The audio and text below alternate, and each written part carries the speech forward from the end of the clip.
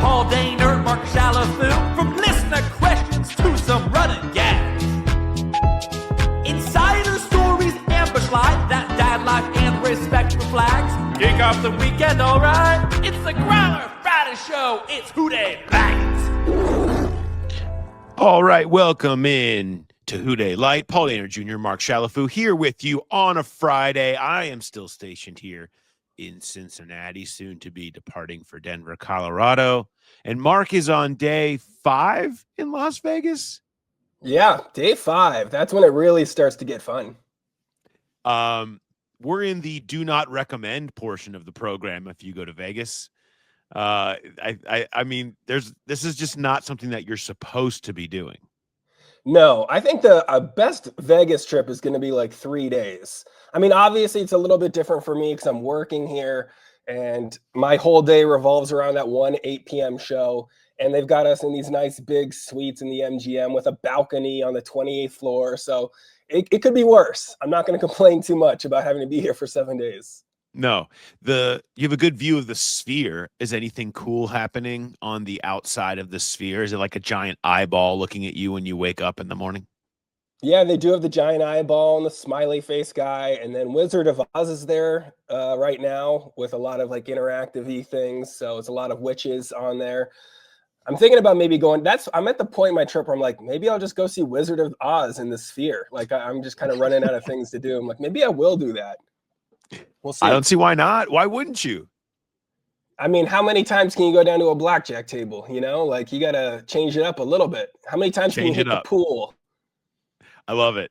We've got a lot of things to get to today as the Bengals try and change it up on Monday Night Football against Denver. You guys have come through. The inbox was a little dark this week. Yeah, predictably so. Yeah, we've had better weeks to read emails, but you know what? I understand it. I get it. That's not going to stop us from trying to bring the light. Okay. Yes. We didn't go Who Dey Dark for this episode. We're still trying to bring the light, even in the darkness of Vegas's sin bin. We're still going to try to bring everything to the light. And the vibes are great out here in Vegas, and we're 2-1, so I'm not ready to give up just yet. We've got, of course, our favorite stories of the week, including something that was funny to witness yesterday in the locker room. I'm going to rank Mark's tweets. We're going to check on Bill. Our guy Eric Stanyo is going to join us. We've got a bunch of your questions, including a really good one kicking us off that I'm going to have charts and quotes for you about. Let's go. A question that hit perfectly into something I'd already been asking around about. So we're going to get into that. We're going to have let's see, Myles Murphy's going to get some love in today's show. Not from me. Well, it will be from me, but yes. it didn't start because of me this time. We're going to have Ambush Light. We're going to get into a big time update to the Cowboy Cody Meth Raccoon weird story of the week involving pigs. 2 significant updates and dad life that will include a reader question. So we've got a lot to get to. Do want to remind everybody our next live show at BetMGM and Tom's Watch Bar down at the Banks is before the Lions game, the next home game on October 5th. Make sure you make it down there. We'll start at noon and go till 1. We'll be giving away tickets to Bengals Steelers Thursday night game at that thing. It's going to be a ton of fun. You may be sad about the season, and maybe you'll feel better. Maybe they'll be 3-1, and you'll be all excited about them sticking it to Dan Campbell's boys. But either way, we're going to have a blast. We're going to have fun. We'll have the special parlay boost that you can only get down during our live shows. For whatever you're going to bet on the Bengals game. I'll be coming up with that one for you. Hopefully it goes better than the last one where I did the Burrow bounce back boost, and now he's out for almost the entire year. So maybe will go better. Maybe it should be Lions related. Yeah, and just fade Paul. So that's possible. It's possible. It's very possible. But all of that is going to be available to you, and we're going to have a ton of fun and give away all kinds of stuff. So come on down to the live show at BetMGM and Tom's Watch Bar. Just go down there anytime. Great place to hang out anytime you're down at the Banks. All right, Mark, what is your favorite Bengals story of the week?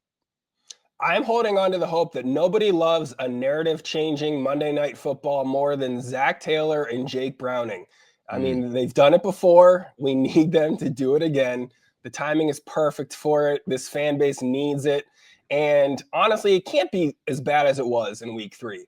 You know, like I get that the fan base is pretty down. The run game's terrible. The defense is a little better, but still not game-changing, great or anything. But, I mean, the NFL, anything can happen. And, you know, it's not like the Cincinnati team is going to be 30 points worse than everybody. You know, it's just an aberration. Even the Green Bay Packers, who look like world beaters for 2 straight weeks, played the Cleveland Browns and lost. They lost to Cleveland. We didn't even lose to Cleveland. You know, I took a missed field goal, but like we didn't lose to them. So I am clinging on to that hope that, you know what, maybe this is just what this team needs right when they need it. I think that's fair. I do think is it fair? I think it's delusional. But yeah. I do think they're not going to lose by 38 every week. I think I can say that pretty solidly right now. With that's where we're at. I'll guarantee it, Mark. They won't lose by 38 every week. I guarantee. Cheer up, everybody. Yeah. It won't be a 38-point loss every week. Yeah, I don't think so. I really do think that Sunday was far more aberration. It doesn't mean the Bengals are going to start winning all the time, but I do think it's not going to look like that. There's no sign that they're a team that's just going to fumble the ball away over and over again like that. That's just not who they've been. They do need to work on Jake Browning not throwing him as many picks, but I think that's something that they can work on. I don't see them like just being turnover machines that lose that way. They hadn't really been that to this point, and I don't think that they will. There's a lot of problems they have, but I don't think it's going to look like that. That's the good side. The Browns were bigger underdogs than the Bengals are this week. The Browns had a tougher road to go, and they were able to pull out a win. So anything can happen in the NFL. What is your favorite story? This every single week. I mean, exactly. You're talking about the same scenario that happened against Jacksonville. So why not? Why can't it happen again? Jacksonville in 23. I'm speaking of. Yes. So why can't it happen again? I do think that this league does this absolutely every. I mean, this is what happens. So there's no sense that it's going to carry over the narrative. There was like NFL Network does their picks, and these get used against these guys all the time. Whenever there's one of these games that has all 8 analysts have picked one team to win, it wasn't just win in terms of what they had for this game. All of them had Denver winning by double digits minimum. I mean, it was like 17, 20, 11. And I've seen that frame used by the team's social media on the day after these games quite a bit. It happens all the time. So we'll see what happens. Here's my story this week, though. Having some fun with this.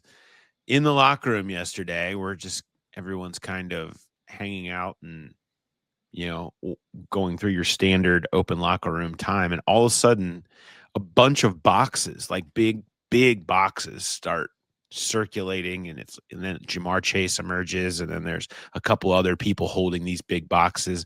They were passing out these Reese's Puffs cereal featuring Jamar Chase, Justin Jefferson, and Amon-Ra St. Brown. They were just distributing them to everybody. Well, not us, of course. We don't count as people, but like they were distributing them to everybody in the locker room, to all the players. Were all getting big boxes of Reese's Puffs with Jamar on them. My question to you is, if for some reasons in your office or your life, a cereal decided to put you on the cover, would you go around your workplace handing it out to all your coworkers? Absolutely. Of course you would. Why not? I will say, though, like that's tough for me to answer because in my line of work, I'm used to selling merch anyway. I've got branded stuff. We have Growl Pal shirts that we give out to friends of the show sometimes. And, so I don't think it's too far from that. If we had a Growl Pal cereal, come on, we'd be giving that away to everybody on the street. We'd be feeding the homeless with that stuff. Yeah, that's fair. That's fair. We do kind of do you that guys should already. have gotten them. They should have given them to the media too. You guys should have gotten your little commemorative box of Reese's Puffs. I'm sure there will be some left over, and then maybe they'll consider us at that point after, like, the people that hang out outside of the gates that the players drive in, and some of the other random people that lurk in the bushes near the practice field. Then us. After that expiration date hits, then you're gonna get your cereal. You just can't eat it. Yeah, I did have to chuckle a little bit because they went by Myles Murphy with the cereal, and it was very much, remember the offseason storyline. He's off the cereal, not eating the cereal anymore, cleaned up his diet. And Murphy, I noticed, no, don't need the cereal. Not my thing anymore. He passed on it. Yeah. He's locked Making in. good decisions. Making good decisions, Myles Murphy. I'm glad that Myles Murphy turned it down. Can you imagine if that's how he relapsed on cereal? Like, he has a few promising little performances, and then in the locker room has cereal shoved in his face and just falls off the deep end with the cereal again. Yeah. You expect peer pressure and pushers, but you don't know that they're going to come from inside the house, Yeah, that seems cruel. They should have known that. They shouldn't even come up to him. Okay. I do want to rank your tweets. Now, famously, Mark, you were not allowed to tweet this weekend for good luck because you said if the Bengals end up winning this game against Jacksonville, I won't tweet during the game. I'm a man of my word. Yes, and an emailer pointed out this was from Dan G, with the subject header, "Let Mark tweet. That's all. I'm just sad. And Mark's tweets would make me feel better. Somebody should probably check in on Bill." He mentions in that as well. To which we were wondering all week. We hadn't heard from Bill, who has been sending us his wellness updates. So we were concerned. We were a touch concerned that he was not doing well. I mean, it got down to the wire, and we still hadn't heard from Bill. And we thought that bit might have run its course because Bill had run his course and just really took that loss a little too hard. But we did get finally a sign of life from him. He finally showed up in the inbox late last night. Yes, he's not in peril. He is, in fact, he might be, actually. He just said he was still grieving. He says last week's word of the week was delusional. For this week, I'm going with the word numb, which is how I'll be watching Monday Night Football in case things go south again. Running low on glue, Bill. All right. Don't sniff glue. It's only week 4. It's not sniffing glue season yet. I mean, we're like 3 weeks out from like do it for Bill shirts, just trying to get this guy back from the brink. He's going to be the mascot of all the jaded, disappointed fans. So we got to win Bill back. Let's go. Win Bill back. Win Bill back. That's great. A couple of tweets I enjoyed this week. One, but is there a specific rule that says you can't play QB on a scooter when Burrow showed up? Let him wheel around. I mean, look, it wouldn't be the first time we've thought about, is there any way that guy can go out there with the scooter and play? I don't think that happens. Probably not a great idea, but I love the thought. I love the energy. Just to mix it up a little bit. Give him a package. That's all I'm saying. Not every down, but then, it's a random 4th and 2. They bring out the scooter quarterback. What's going to happen now? Everybody is flustered, and it's a nice little gimmick. The scooter package. I like that. Number 2, this one, Bengals fans, do not panic. This team just has to tread water until they get Lucas Patrick back. It's on the horizon. This is a real thing, by the way. There is a lot of look, it's only 2 more weeks until Lucas Patrick can come back. He's their best run blocking guard. He can come back and help. We have gone from Chris Jenkins tossing Lucas Patrick and truly this guy is all that's wrong to the only thing that can save us is that guy that Chris Jenkins tossed and has the leg that doesn't and the injuries. And I can't believe this is where we've gone. Well, Reisner was Lucas Patrick Insurance, and then, he got a little injured, so maybe now Lucas Patrick can be Jalen Rivers Insurance. That's that's a fun place to be in. It's a fun, Dalton Reisner is healthy enough to play this week, but it sounds like it's going to be Jalen Rivers if Jalen Rivers has a good week of practice, so that the rise of Reisner was short-lived. Yeah, and you know what? That's maybe good long term if Rivers just straights out beats him out for it, right? But if it's because Reisner is not playing well enough and they're just desperate for something there, that's a little less encouraging. You wish that he would have just come out and played awesome and won it straight out. Yeah, Zach Taylor had a line in yesterday's press conference that cracked me up.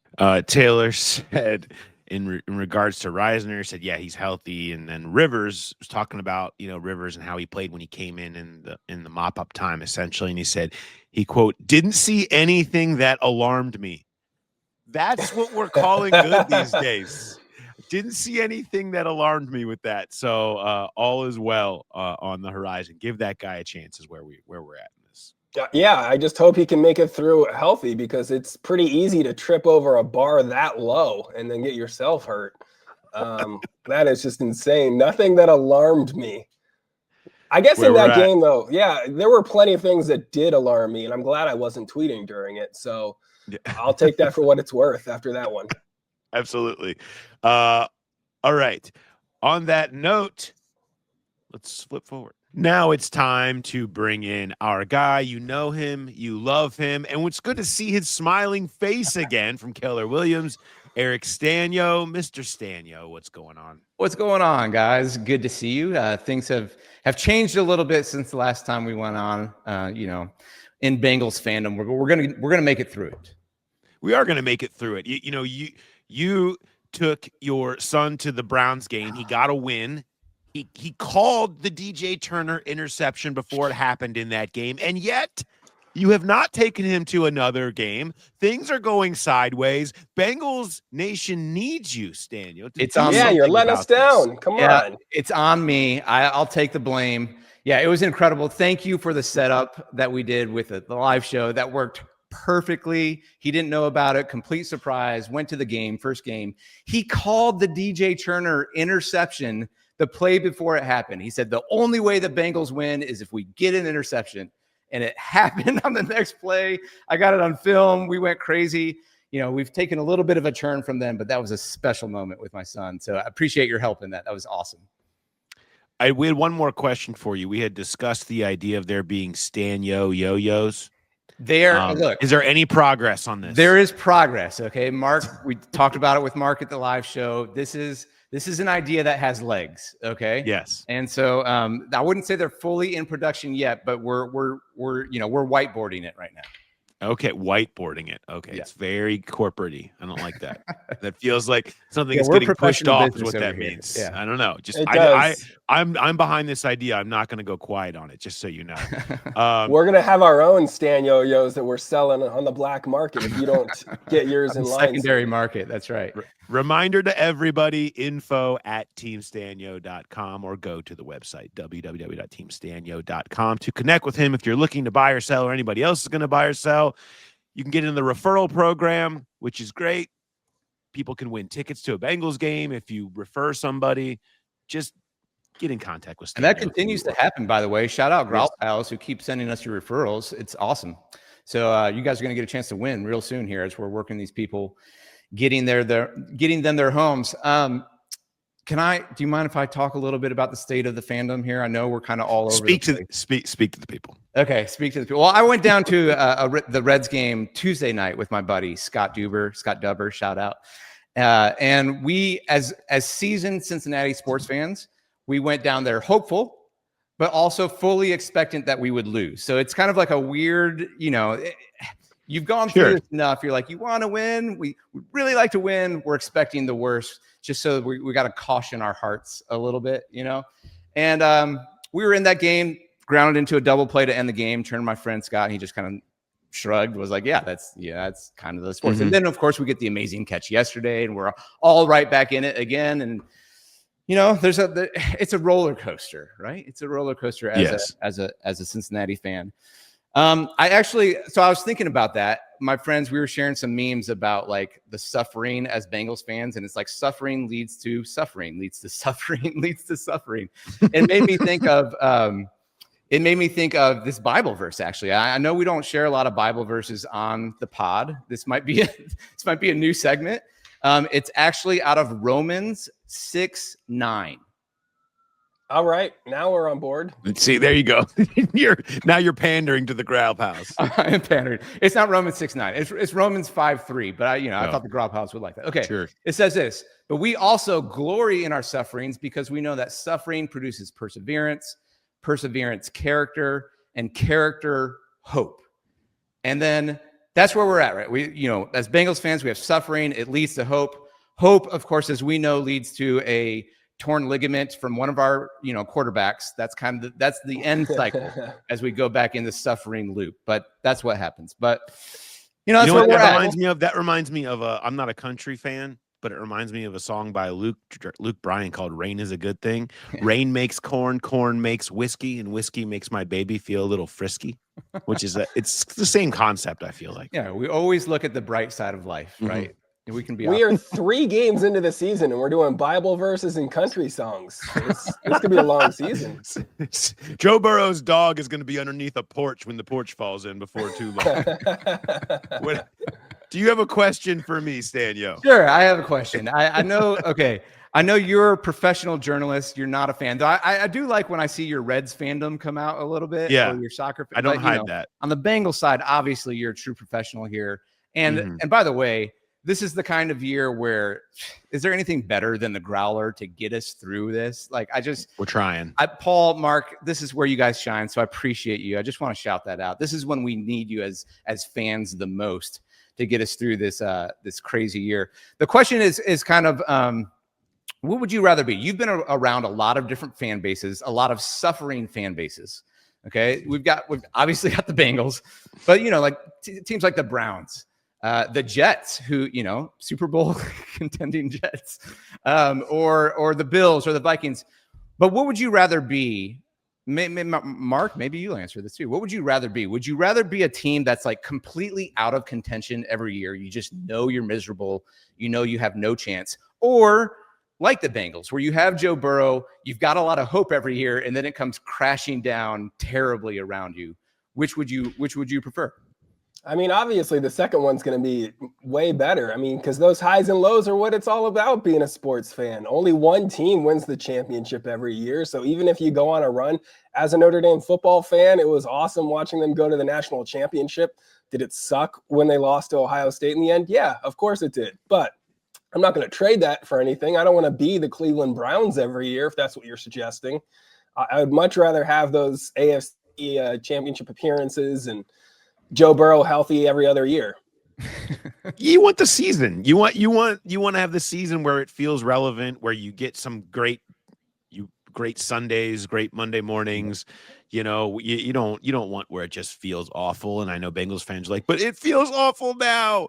But normally it lasts longer, the hope. And so I would say contention every year. I think I would be fine with the heartbreak at the end, as long as there was a lot of days where I woke up with a good feeling. That would be my answer on that. It's a good question. Bengals fans are clearly feeling that right now, but you know what? Maybe Jake Browning brings back the hope on Monday. We don't know. Maybe he will. And reminder, send in if you know someone who's buying or selling, get in on that referral program. Go to the website, teamstanyo.com. Make sure you check out the YouTube page at Team Stanyo. Go over there. Make sure you subscribe with all the information on trends, markets, schools, literally anything you could think about in terms of buying a house in the Cincinnati area. And just shout out our guy. He's the best. All right. Appreciate it, Stanyo. Thanks, guys. Have a good one.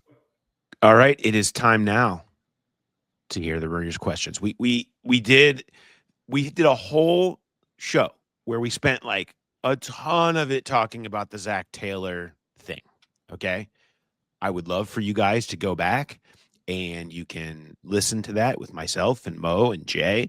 And we talk a lot about what a lot of you guys were sending questions in about, which was about coaching and about Zach Taylor and all of that stuff. So go back and listen to that if you want to. We kind of got rid of a few of those that came in under that. There's a few that kind of touch on that here, but just know that if you sent those in, we feel like we covered that earlier this week. So we got other stuff. Mark, what do we got? All right. Well, I do also want to add that caveat of you mentioned that there's a lot of good quality content that we're putting out on this channel every single week. So I love it when we get comments on this show specifically where it's we need more analysis. No, you don't. There's plenty of analysis out there. There's a lot of good stuff that you and Jay are doing. And Charlie, the rewatch show every single Monday at 8 p.m. is all analysis, is all breaking down the film and talking about what it means and everything else. There, the walkout, we do it in PD&J. Really, every other show has analysis. Yeah, We need a Reese Puff show, and that's what this is sometimes. So some of these questions are going to be in line with that, and we do have some just straight up football questions. Always welcome all of them to the growlerpodcast@gmail.com. Kicking it off with Cameron. He says, hey guys, I'm not one of those fans calling that the season's over or calling for the head coach's job after just 3 games. I honestly feel like Minnesota is more of a bad game rather than a bad sign. Let's see what happens in the next 14 weeks. And then, he talks a little bit about Jake Browning in 2023 before playing on Monday Night Football the week after, exactly where I was earlier in this show. But he says his question is, with Pat Certain locked on Jamar Chase, along with an inconsistent ground game, does this feel like a perfect opportunity to get guys like T. Higgins and Mike Gesicki more involved in the offense? Cameron, this is the question of the week. It is one that I had been asking around about and kind of interested in how it's looked, because it does seem like those 2 guys in particular, who were sort of your counters to what everybody else was doing, have been relatively absent. And they're kind of built around, they're truly the guys that Joe asked for. T and Mike G are the ones. Everybody knew Jamar was going to be here. T and Mike G on offense were kind of like, this is what Burrow wants, where maybe the Bengals wouldn't have gone that way. And maybe would have used that money in other places instead. But it fits Burrow because his ability to find the other guy, give guys chances to go win quickly, and that be part of what their offense is built around. And obviously they feel like they found something with Gesicki. This year, I'm going to bring this chart up. This is the Bengals this season in terms of usage and targets per route run. When you look at right now, first of all, whenever Fant goes out, they're looking to throw it to him. How about that usage up around 38% when Noah Fant goes out in a route? Now, he's only done it 37 times, but still, they clearly view him as a guy when he's in there to throw it to so far. Jamar, you expect him to be up. I actually expect that number to be up more in the 30 range. But T all the way down at 14%. In terms of targets per route. Him and Jamar, by the way, last year were almost exactly the same in the mid-20s, like almost exactly the same in terms of routes run and targets on those routes and everything else. You're just not, they haven't had the T game. And then Gesicki has only gone out 52 times. He hasn't been in there a ton. He's had some games where he hasn't been a huge part of the game plan at all. They've thrown it to him some when he's been in there. But there's a lot of saying what is going. I think it's a great question, and it's something that they have to figure out, is how to take maybe things that fit Burrow really well and get Browning to start utilizing them. And that's the Gesicki portion of the offense, and definitely getting T. Higgins more involved is a part of this too. I asked Zach Taylor specifically about T. Higgins' lack of usage thus far. Remember playing Denver this week, last year against Denver, it was the T game. And this is what he had to say about that. Last time you guys played Denver, obviously T had a huge game. Do you look back at the last 3 games and say, man, I can't believe T hasn't gotten that much? It's just, it happens, but it's a long season. Yeah. I think you can say that for a lot of our guys. It's been unorthodox is not the right word, but the first 3 games of the season have just been a strange thing, and you just continue to evolve as the season goes. And so again, we don't look at that as that defines us. That's what we're going to be. Statistically, it's going to continue on this trend. None of that. It's you're finding your identity as a team, as an offense, as a defense early in the season, trying to find wins while you're doing that. And then again, your team will continue to evolve and things take shape. Everything evens out. We got great players. Over a 17-game regular season, it's all going to take its shape and even out. Do you say anything to T, like, don't worry? We talk. We not specifically that way, but he and I talk. That's the thing about our guys, is there's not an ego that's involved in any of this. So when it hasn't gone that way for guys, they really trust where it will head. They know this. There's been games before where some of our main guys have caught a ball or been targeted once, and they know the next game might be 12 targets and 10 catches. We've seen that with almost every single guy on our roster. So there's a body of work there that holds up. Yeah, T was 7 for 104 through 3 games. Isn't what you would anticipate. I do think that it evens out, but you're going to see, because when Jake Browning was in before, he actually leaned heavily towards T, heavier Yeah. than you would have thought. And in terms of between him and Jamar, I think that's probably coming. I certainly expect them to test out Denver's other corners opposite, assuming you have Pat Surtain on Jamar a lot. That they're going to be going after the matchup with T a ton, just as they did in the Denver game last year. So I would look for that. I would anticipate it. But I do think it's been notable through 3 games how they haven't been able to get T or Gesicki involved. I think it's something that's part of many issues they are trying to work out offensively in an area that has just been awful thus far. But great question, Cameron. Shout out to you on that.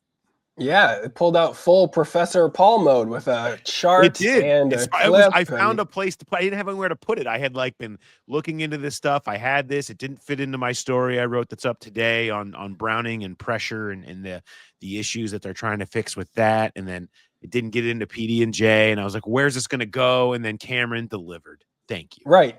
I mean, that's the highest praise you can give a growl pal if he's asking the same question that you're asking Zach Taylor. Because some of these emails, you're not going to ask Zach Taylor about dildos, and we get emails like that too. So shout out to Cameron for asking a good question. Let's jump into this next one. He says, hey, fellas, huge fans of all the shows. You guys do a great job. Greatest podcast ever in the history of the world. Oh, anyway, wow. Hopefully that got me on the air. It did. Good job on that.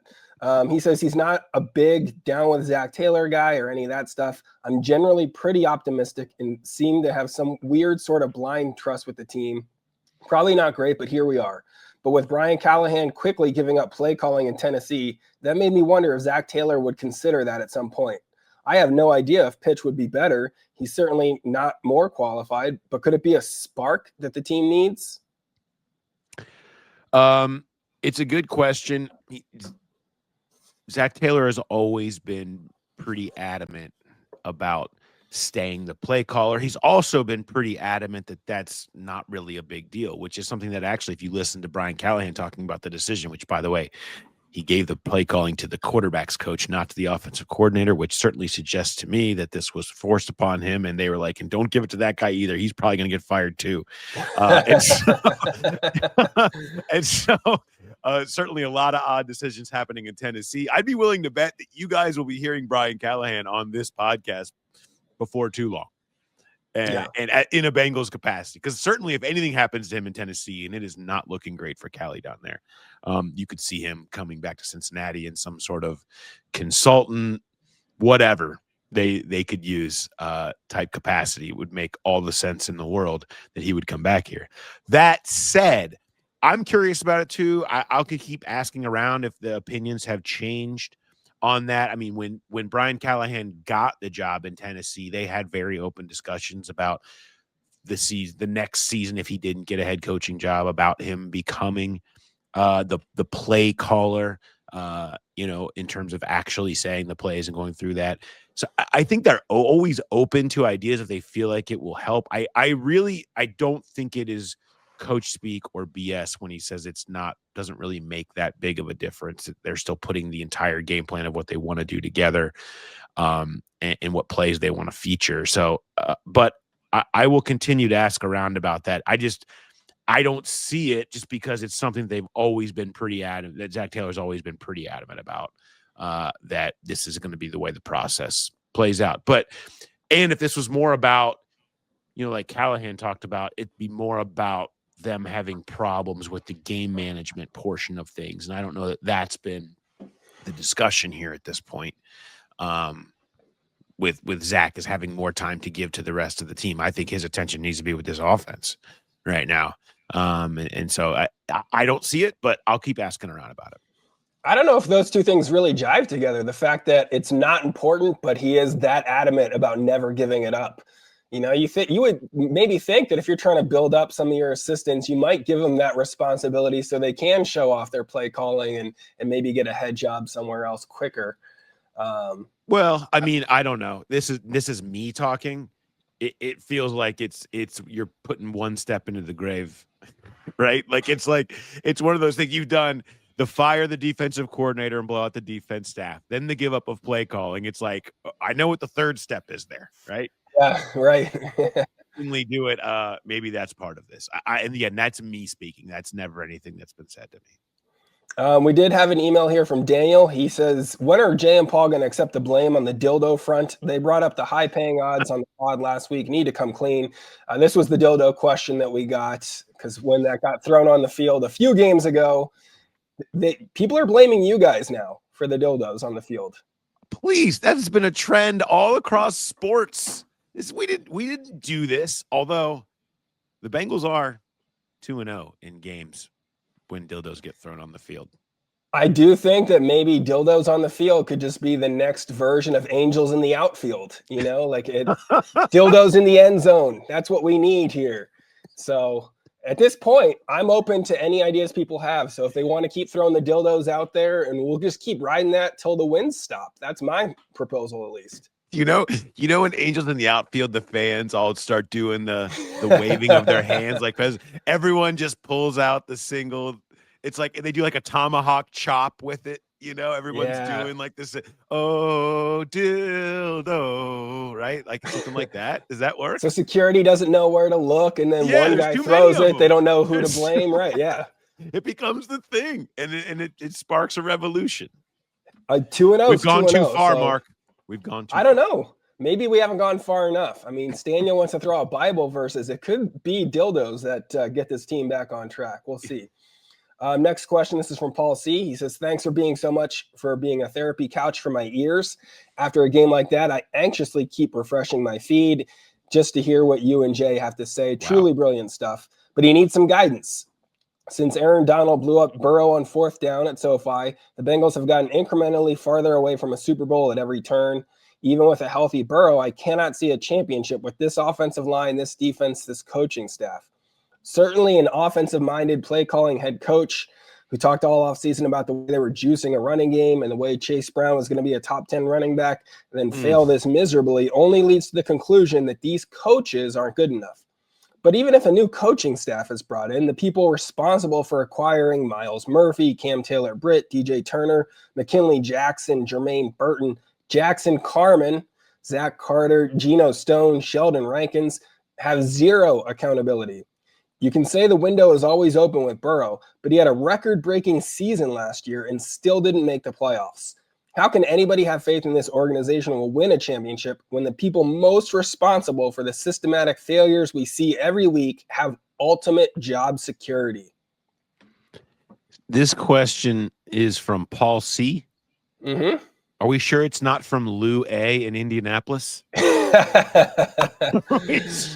It could be a Lou Anarumo burner. Is this the Lou burner? I mean, this is hey, what about the guys that are giving all the bad players to these coaches, right? I think that's the question. That is 100% fair. They are absolutely on the hook. This season, especially on the defensive side of the ball, was going to be was it the players or was it Lou type situation? I don't know. We'll see. I mean, I don't like Myles Murphy's name being thrown in there when good things have been said about him this week. I'm saying that tongue in cheek, of course, but like, I get it. There's no doubt that's part of the problem here is that you do have a lot of the personnel decisions, a lot of the draft picks, a lot of the free agents failing, and there does not feel to like there will ever be any sort of, accountability for that. That's kind of this is just kind of the setup. I wish I could sit here and be like, oh, that'll change. I think they're just going to have to work around that at this point. And they have had runs where it's been good. I mean, there's been runs where they had the just unbelievable free agency. I mean, the free agency of 20 and 21, the runs of drafts that they've had droughts of drafts, but they've had good runs of drafts too. It's up and down. Personnel can be like that. It's just, it hits particularly right now. It's just in such a rough spot in terms of what's been happening. And they needed this season to help pull them out of it and to vindicate it, right? New coach, vindicate some of the things that have been held against them defensively as those fingers were sort of pointed in. And that can still happen, but it's just much harder to see it through the lens without Burrow. But yeah, and there is so be it. definitely that inconsistency because, Logan Wilson, 3rd-round draft pick, great pick, awesome player, whatever. Jermaine Burton, McKinley Jackson, 3rd-round draft picks that you just set on fire basically at this point with what they're bringing to the table. But how about a little bit more positivity with this next email? This is from Jen. She says, it was nice of the Bengals to give us a throwback Zach Taylor era week 1 performance in week 3, but I'm going to find some positives in this performance. Number 1, Myles Murphy had half a sack. It's happening. The road to 6 sacks starts here. Yeah. Chris Jenkins showed up to play with 1.5 sacks. And number 3, it doesn't matter if you lose by 1 point or 38. It still just counts as 1 loss. And number 4, it wasn't as bad as the Chiefs-Giants game where both teams sucked. So those are your positives from Jen that she's and she also mentioned that the D played well after the first drive, but obviously the offense was sort of a problem. And she acknowledges that Denver on the road is tough, but credit to Jen for at least bringing a little positivity to the show today. Yeah, I appreciate that. I think you can see some of the things that were happening defensively through the mess. I mean, they had stops, multiple 3-and-outs. They took a turnover and forced a field goal in 3 plays. They were doing their best to stop what the offense was the tough spots they kept putting in them. I think the first half from the defense you will take. And if you look at, we talked about it. I mean, the defense right now has been like through 3 games, like probably like the 20th best defense. And that was kind of, didn't that what we said? This is pre-toe. But yes, it was what was said was hey, if they could just be the 20th best defense, if they could just be average, I feel like they're kind of on the way to that. I mean, they started to see some things from some of these young players. They've also faced Joe Flacco, Trevor Lawrence, and Carson Wentz, and it's about to go Bo Nix, who's like a slight bit better, and then Goff, Jordan Love. So they'll get tested certainly a lot more in the coming weeks, but I think there were a lot of positives to take from what they did defensively. I mean, the third quarter was kind of a mess, but I'm just not going to hold 34-3 over somebody with what happens. Like I'm not totally going to do that. You're hoping to find positives in there, but I'm not going to say, oh, you guys got a long drive against you when you were down by 31. Right. And be like, oh, it shows that you suck. But what have you? We'll see. Good way to look for the positives. I appreciate you guys doing that. I mean, hey, Myles Murphy was making some plays at one point in the game, so that's your guy. I gotta bring this up. Myles Murphy. Okay, so yesterday we're talking to Al Golden, and Al Golden is talking about young players, kind of asked about Myles Murphy, and thinking you're gonna, remember, it's time, right? From Al Golden, like it hasn't exactly been the most glowing. He's actually been glowing about everybody but Myles to this point. And then yet now this is the second time this season we've heard him say very positive things about Myles. This was particular about how he played in the fourth quarter. Said, I think coming out of the game, I was most encouraged about Myles, his velocity and the toughness that he exhibited late in the game. He has to play with that violence all the time, and hopefully that's his floor now, not his ceiling. I really believe that could be a big moment for him moving forward. I would love to see him just rise to the occasion now, but there is no denying the violence in which he played with in the last 12 minutes of the game, the speed, the ability to make plays in the alley, track down a quarterback. We've got to keep cultivating that, and hopefully he takes the next step for us, end quote from Al Golden. All I'll say is he just going to be the greatest mop-up edge in history? Is that you just got to get down by 31 and watch Myles cook? That's what it is. Yeah, you know what I mean? It. Like maybe this is the turning point, though. Maybe this is the turning point, and tanks aren't wrong. They're just early. Yeah. You know what? It would be great for this defense if he did become a productive player. I'm still excited to see Shamar Stewart get healthy and what he can bring to this defense, because I do think he will have an important part to play if they're going to keep moving up from 20th, which, right now this team does need. But you were right, too. Like, if Joe Burrow's healthy, this defense is not as bad as they were last year. And that's kind of all we were asking for at the start of the season. Yeah. All right, let's go up to this next one. This is from Austin. He says, I hope this counts as Dey Light, but just wanted to get this on here. Hold Paul's feet to the fire. I drafted Chase Brown in nearly every fantasy league I could get him in after Paul's lobbying. Never mind that I already believed in Chase Brown to begin with. But Paul, what kind of compensation can the Growl Pals who are Chase Brown fantasy owners expect from you? Thank you for all that you do to your bodies. Yeah. I have so much guilt about this. I deserve this. I could not. It's not like I was the only one. It's not like it was me alone in the wilderness. I mean, everybody saw the same thing. Dan Pitcher's like, everyone's going to know his name. He's a top 10 back in the league. We're building this thing around him. It's going to be great. He looked unbelievable in camp, in preseason, like everything about the way they were going to use him more, and they have used him more. He just hasn't been productive, obviously. And now with Burrow out, the whole thing looks different. So much of Chase Brown was checkdowns, off script game where he really blew up with Burrow last year. And that's kind of off the table now. Obviously what's happening with the run game. I feel incredible guilt. There's nothing I can say other than hang on. Like, I mean, it could turn around. They're still going to keep giving him. They're not going to stop giving him the ball. He's still going to be a high usage guy. They're still going to keep trying to get him the ball in different ways. And perhaps they find something that pops. Don't trade him. Your value is low. Now is not the time. Just ride out the storm. Okay. You just got to ride out the storm. It's all I can say. That and I apologize. Listen, you have some I'm a predictions. Chase Brown fantasy owner. I'm a Chase Brown fantasy owner as well. I owe myself an apology. You've had some predictions that have gone south on you before, the Jets, the Myles Murphy pick. And listen, I'm the first guy to bring those up to you. I don't think we can hang this one on you. I mean, that's not really fair because once Burrow gets hurt, that whole offense kind of goes out the window. I mean, the people that were banging on like, oh, Chase or Jamar Chase should be the number 1 overall pick. And yeah, that changes when it's Jake Browning throwing the football. So I don't think that this is an L that you should take. Now, the Burrow bounce back boost, maybe that was a little bit of a jinx at the live show, maybe. But this Chase Brown one, you shouldn't feel the guilt for that. That should not be on you. I still feel it. Just hold on. Ride it out. This is an interesting question that I liked in the inbox too. He said that does your listenership, that's a word, right, fluctuate with the team's performance? When they are terrible as they were Sunday, do you have fewer hits on the podcast? And I like it. I like getting into a little podcast business talk because when the team does play poorly, that does get more different responses from people, to put it mildly. I'll tell you this.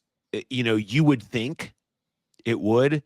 It really doesn't. Like, you guys are unbelievable. It doesn't seem to matter whether it's awful. I mean, they're like, after Sunday, the walkout is still going to do pretty much the same numbers. There might be a small downtick just because people can't, right? It's just too much. Or after the Burrow injury game, people are like, but for the most part, once they get that out of their system, everybody's back. And that's the case in the offseason too. Like, no matter it's dead time or if it's the draft or whatever. I mean, you get we have certainly a portion of listeners to this that they come and go and are more fair weather fans that just come around for games or for the draft or whatever, or certain shows or Dey Light people or whatever. I mean, I think that kind of changes a little bit, but really it stays pretty steady. And that's why I love you guys, man, because you guys, you're here for it no matter what's going on. And it's great. That's why the Growl Pals are the best.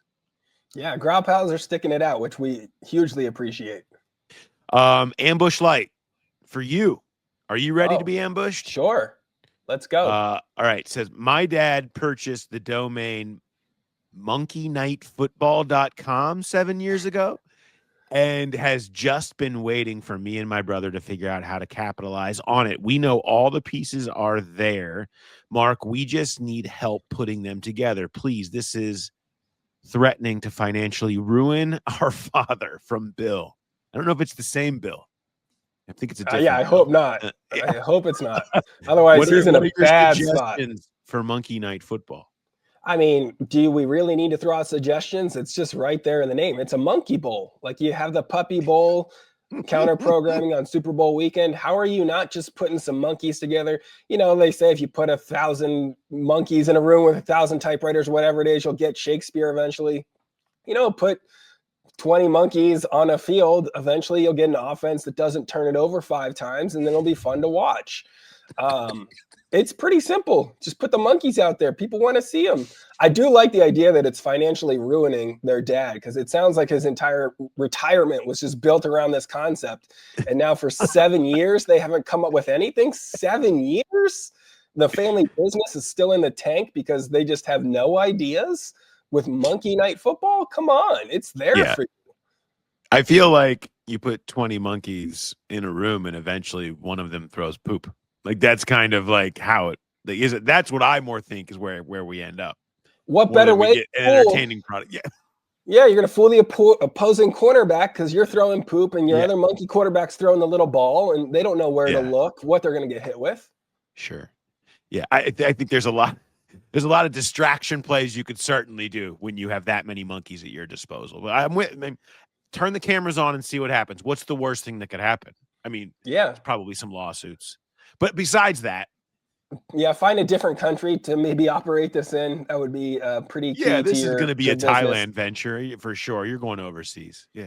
And we have the check-in every week from Bill just to make sure that he's still doing okay. If Monkey Night Football gets off the ground, we'll be happy to provide updates on how the teams are doing. You want to talk? Since we're already on animals, do you want to keep talking animals? Let's keep talking animals. So we had that pig story, the county fair pig thing. This was the story I told about the giant fat pig that they had at the White County Fair. Yes. Who people would pay money just to go behind the curtain and look at. I am. Let me just read this to you. Ready? All right. 2 years as a dedicated Gropal, and not my wildest dreams would I think that I'd hear the words White County, Arkansas mentioned on the podcast. Yeah.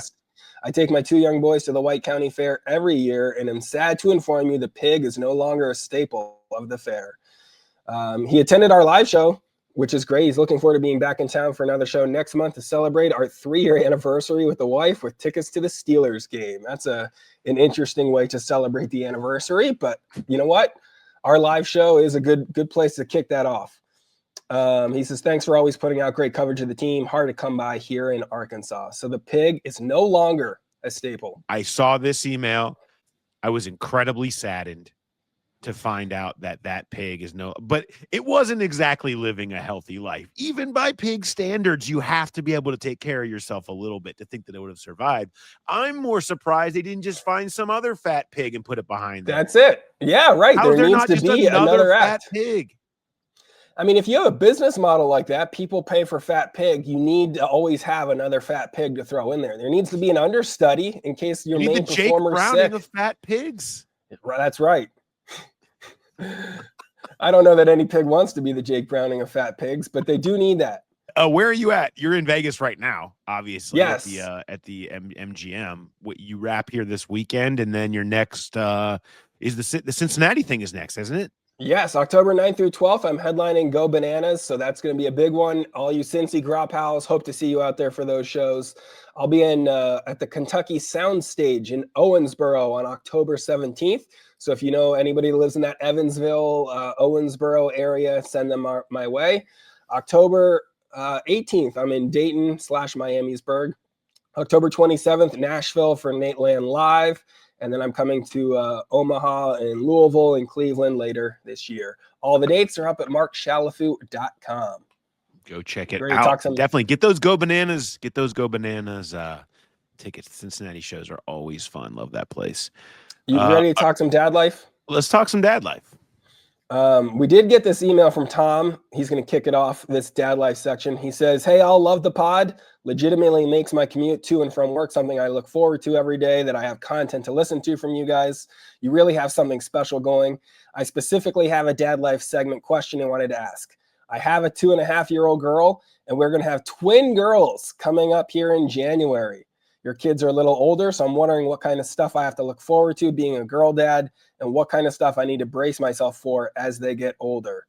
First off, congrats on the twins. I mean, that's going to be a rough winter for you dealing with twins and a 3-year-old. My advice, and it's one of the things I wish I was better at, being a girl dad. I love being a girl dad, but I wish I was better in the hair department. I have a neighbor across the street. She can braid her daughter's hair and make her look like a Disney princess while the bus is coming down the street. For me to do my daughter's hair, I basically have to find a YouTube video and then make my daughter watch that YouTube video so she can do it herself, because I'm just that hopeless with it.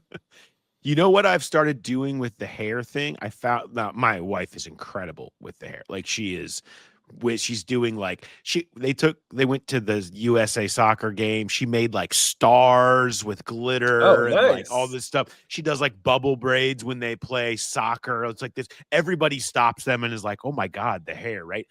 So I can't live up to that, but I found one way to make the doing of the hair fun, and that is you just like get it all like brushed up into one high ponytail up the top of the head, and then have them stand underneath you and spin, and they spin it all the way down, and then you just wrap it up and put a rubber band on it, and they think the spinning and all that is like the act of doing it is fun. And then it's just kind of, it ends up being just a bob on the top. But then it was like, we call it a daddy pony in my house, which is just the most basic ponytail, but you try to make it exciting, like I'm gonna come over here and do this, and then it's just a basic ponytail. But that's okay. Make the basic things feel like those are yours, right? That's the way. Like, get your name on it. Get your name on something. And so not the hard stuff though. You don't like that's, you can learn, go sit down on YouTube. There's a million of those out there, but I think you're right, Mark. Getting them to learn to do it themselves is good. Right. I have something to brace. Yeah. Pass the buck on. I have something to brace yourself for with a revolving around hair. I just experienced this yesterday, actually. My kids they get haircuts like really like couple times a year. We take them to a place where they get whatever they want, and because their hair's pretty long, they like it long. But my oldest daughter, I mean, she's 8.5 almost. She, for the first time, got her really long hair cut to like above the shoulders, like shoulder length. And when she did it, she also was wearing like one of these little chokers that go around your neck that were popular in the 90s and apparently back now. And then she had a dress that she had worn to her picture day, and she had it like down over the side of her shoulders, and she looked 16. And I was like, no, this is what happened. Like the hair and the shoulders and the choker. And it was like, it went from, hey, my little girl, to she is 16. When did this is not happening today. Like some haircuts just make them look older, and you got to be prepared for when that stuff happens, because it is not for the faint of heart. Yeah, those little moments can be really jarring. For me, it was the first time with like the older two, when they're 9 and 12. We did back to school shopping at the mall instead of just like picking out some cute t-shirts at Target. Then they're going into Hollister, and then it's like all of a sudden it's a totally different game. You're like, wow, I didn't even think we were at this point yet. Those moments will hit you hard. So just be prepared for those mentally. Yeah, there's going to be lots of those. But we're both in the same boat. We love being girl dads. I wouldn't trade it for anything. And so you have nothing but good things to look forward to in that regard. Just be ready for the jarring moments, because they're coming. Yeah. And good luck with the twins. Yeah. That's something that we have no advice on. We're just glad that we don't have any personal experience with.